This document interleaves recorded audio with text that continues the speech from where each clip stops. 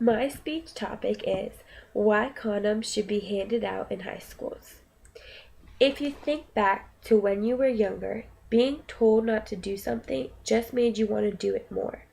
So when schools are telling their students to practice abstinence, are the majority of them really practicing it?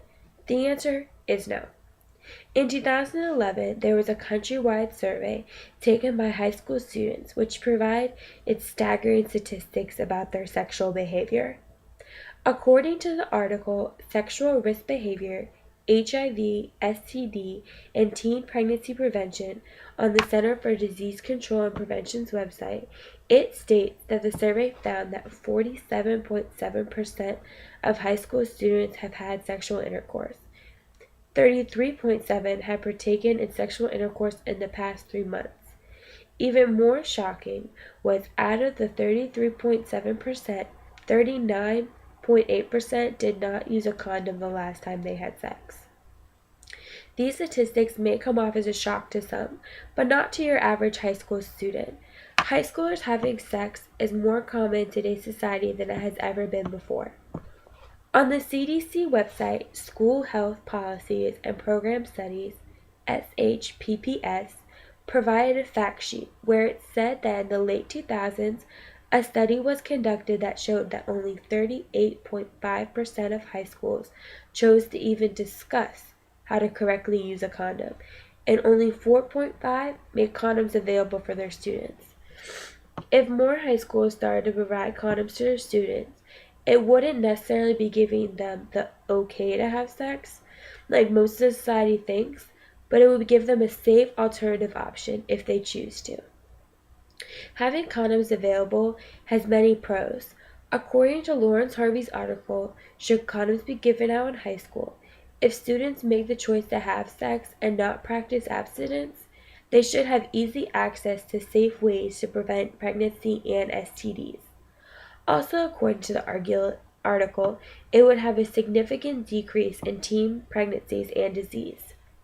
Every good argument has some cons on the other side. One of the potential cons that Lawrence Harvey discussed would be the cost of distributing condoms. Some parents could also argue that while providing condoms to high school students, the schools will be promoting students to have sexual intercourse, even if it is safe sex. One main benefit of handing out condoms in high schools will be the prevention of sexually transmitted diseases, otherwise known as STDs. As stated on the CDC website in an article titled Sexual Risk Behavior, HIV, STD, and Teen Pregnancy Prevention, in the year 2009, around 8,300 young adults from the ages of 13 to 24 reported to the Center of Disease Control and Prevention that they had contracted the HIV infection. And nearly half of the 19 million new STD cases each year occur in young adults aging from 15 to 24. Although handing out condoms will have a high cost, also does the medical side of STDs.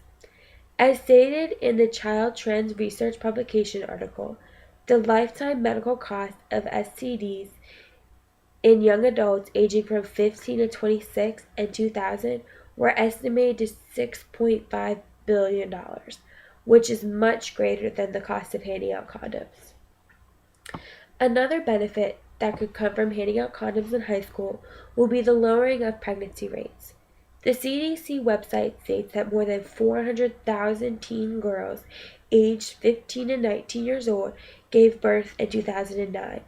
What if some of these young adults had easier access to condoms or were taught more about the benefits and reasons why condoms should be used if abstinence is not being practiced?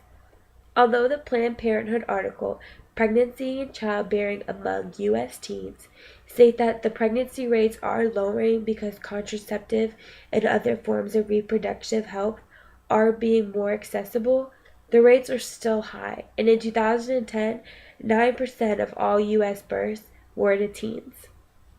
Overall, if schools were able to start handing out condoms, the positive impact would be significant.